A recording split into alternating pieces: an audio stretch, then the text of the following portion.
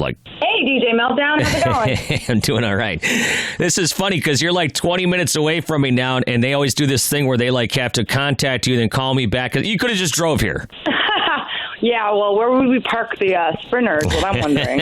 Hey, we got a big parking lot out here. I guess what I'm saying is now there's going to be like this 2-second delay, so just bear with me. But how's things so far right here in the morning time in Detroit? It's good. I just had some coffee. I slept in, so that's good. Caught up on some sleep because it's been the grind. But so far, so good. We're looking forward to our show tonight. Yeah, I might have to get down there. What time are you guys hitting the stage? You know what? I should know the answer to that question. Let me check. We have this awesome app called Master Tour.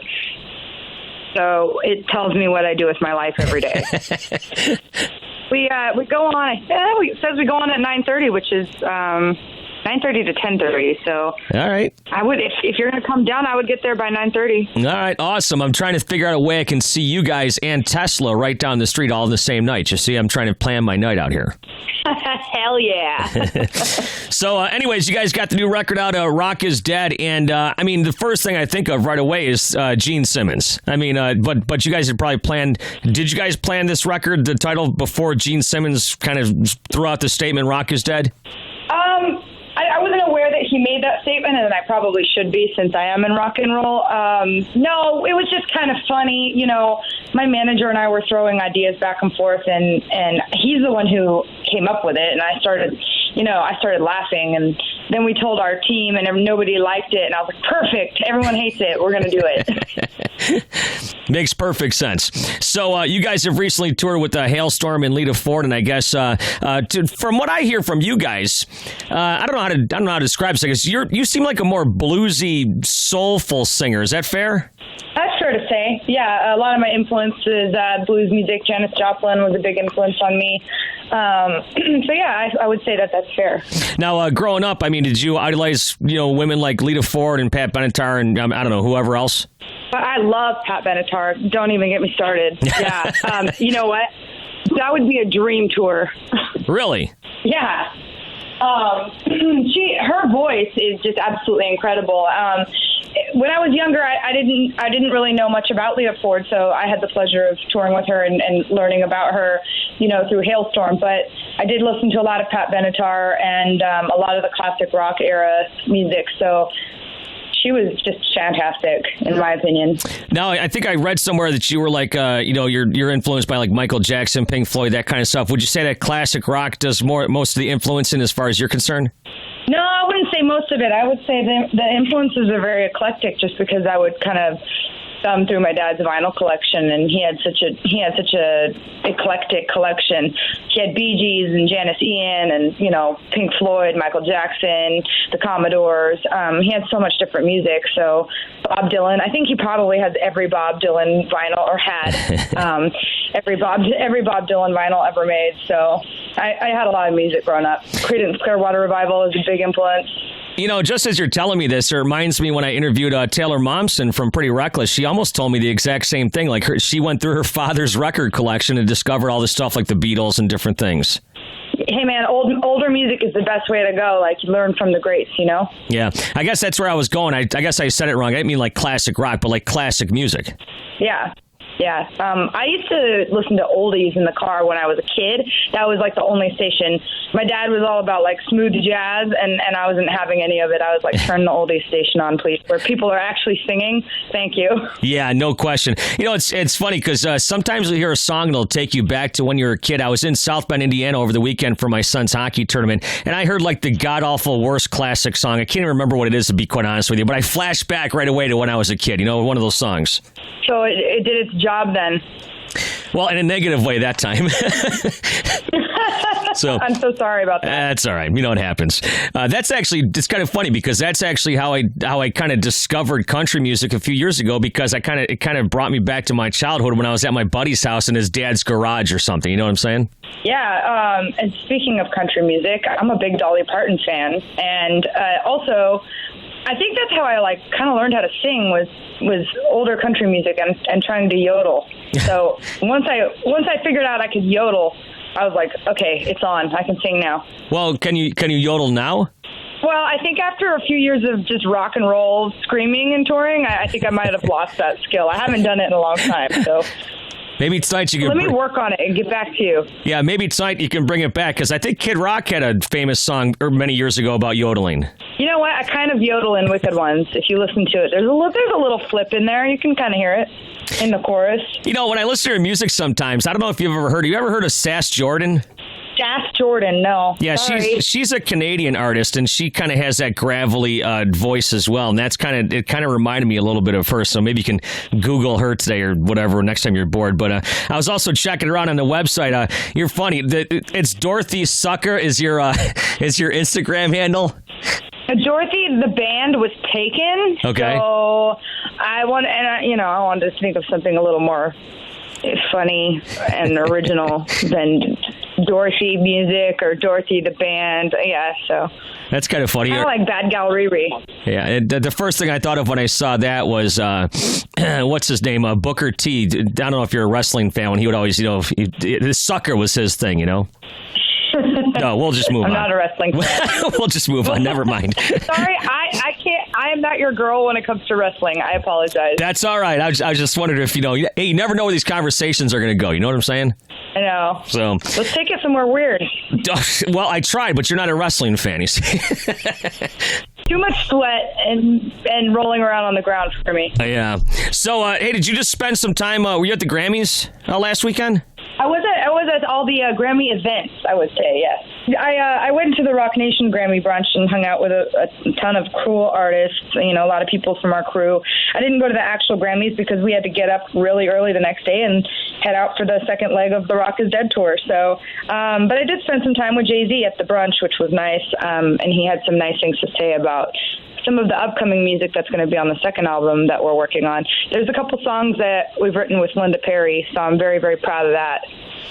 Really? Because, she's been around for a while, and she's produced a lot of stuff, and she's worked with a lot of bands. What was it like working with her? She's I can't say enough good things about her. She's she's an amazing mentor.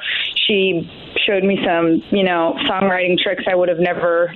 It's hard to explain. She kind of pulls music out of you, and she really preaches about being honest in your songwriting. And she encouraged me really to be who I am and to really tap into more of my vulnerable side, which you'll see a lot more on this second album. So.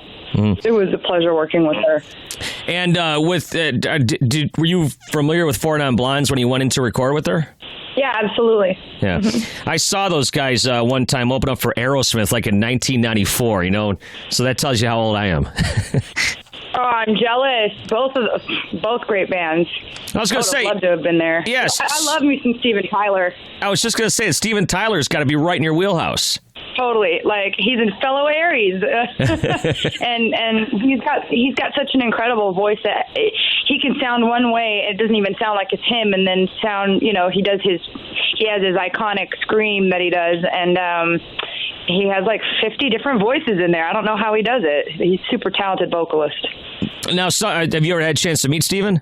No, I haven't yet, but I will, and that's got to happen at some point. Now, you just said you met Jay-Z and stuff. I mean, that's a pretty big name in music and whatnot. What are some of the other people that you've met that may have inspired you or that you couldn't believe you were meeting?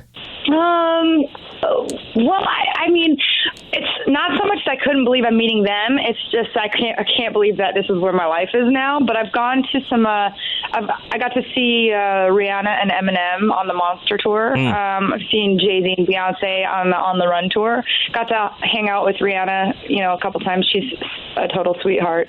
And some of the Rock Nation people, Big Sean, and I met 2 Chainz at the Grammy brunch. He was dope. He was very, very, very polite. Everyone's very nice. Everyone's so cool, at these functions. So it's just kind of, it's an honor and a blessing to be surrounded by amazing peers that are doing so well. Yeah. Now, I see you got a couple of festival dates coming up. What do you think of the festival thing? We like festivals. We fly out, we play a show, and then we get to go home. Yeah. So and keep our wheels greased, so to speak. Tour is different because you're hitting a different venue every night, and it does strengthen you as a musician and as a singer. If you're doing it right, you're not losing your voice, and I've never lost my voice. So knock on wood. we're pretty sharp at the end of tour. And then when you take a break, it's nice to go out and play a festival. I don't necessarily like being in direct sunlight in the middle of the summer, though. I will for sure bring an umbrella on stage like a weirdo, but festivals are fun because you bump into all these people that you know, and there's after parties and things like that. So more festivals for us. Yeah, I guess that's what I was kind of getting at. Do you get to see some of the bands that you may have grown up listening to, huh? Yeah, I'm not sure what. I think we're playing Rock on the Range. Right. There's a few festivals. I've got to look. I'm so, like, half the time I don't know what city I'm in. Right now I'm in Detroit. I know that, though. Detroit Rock City. That's right. What kind I think we came through here last summer with the Struts. Is that right? Okay. Yeah, so, yep. I mean, does Detroit music have any special place in your heart? Any Detroit artists? I mean, you just mentioned Eminem. Love him. Totally love him. He's amazing. Who else? DJ Black's in the room with me. DJ Black, you love anyone from Detroit? Kid Rock! DJ Black says Kid Rock is his shit. Am I allowed to cuss? Yeah, you can. That's fine. Yeah, Kid Rock's awesome. Of course, this is the town of Motown, and Ted Nugent, Alice Cooper, White Stripes, Eminem. I mean, the music that comes out of this town is pretty cool. I moved here 21 years ago, and I was enamored that the Big Three was here. And then alone, you got the music. It's like this town has it all. White Stripes, definitely one of my favorite bands. Another some Jack White. Another one that Taylor Momsen said. Have you ever met her before? I think maybe in passing. Haven't really spoken to her. No. Yeah, because that was one band she said she really liked. Hey, I see that real fast. We'll wrap up with a couple things here. I see that are you interested in acting? I guess you moved to Hollywood. You kind of dabbled in acting. You got anything coming up in the future? Well, right now we're not that I'm not in the acting world, but I would love to at some point. A good friend of mine is Efren Ramirez. He played Pedro in Napoleon Dynamite. Yeah. We put him in one of the music videos. He's working on some things. I might dabble again. It's very fun. I especially love comedy. I love Jason Bateman and Charlie Day and all those guys. So it'd be fun to make a cameo in a film. But right now we're just focused on touring and getting the second album out. So you can expect that this year. Yeah. When is that going to drop? We don't have a set date. We're just in the process of writing. So, we're not taking the cake out of the oven before it's finished or it'll collapse, my friend. What kind of stuff is influencing you on this on the writing for this next record? There's a lot less distortion. There's a lot more acoustic, just guitar and vocal. There's a couple more ballads, a lot more of the vulnerable side, like I said. But we're definitely going to have some rock anthems on there. Writing's funny. It goes in phases. Like we're in this softer mood right now as far as writing for this album, and then that phase will sort of pass, and we'll find a groove with a different feel. So like Mark Jackson might think of a riff, or the band might jam something super heavy, and then it turns into a song. So we don't really know what's going to happen. We just know that we're going to make sure it's good. And finally, here, I just, like I said, your Instagram, it's Dorothy Sucker. There's this really great video of you at Playboy Enterprises. What was that all about? Shout out to Playboy. They did an interview and a photo shoot with me. It'd be an honor to do the cover. I know they're not nude anymore, and some people got all up in arms about it. No, they're back. They're back to that. They're back to nude? See, I don't know. I'm just glad they interviewed me. I'm just happy I got to hang out at Playboy and see their Andy Warhol painting. Yeah. If they ask you to do a nude spread, would you? DJ Black. He's looking at me like, would you? Who knows? That's a good question. I'm going to have to think about that one. All right. Well, we'll leave you with that one. Someone coming to see the show tonight, what can they expect from a Dorothy show? Well, bring earplugs if you're sensitive to loud music. Right. Because it's going to be loud. Is it sold out? It might be. It's either close to sold out or it's going to be by the end of the night. So it'll probably be packed and sweaty, which is fun. They can expect to see a lot of hair because the band has a lot of hair. And if they got their VIP upgrades, we've got our meet and greet. We'll come, hang out with you, say hi. and I think they can expect a great show. I mean, we just love playing live music for our fans, so.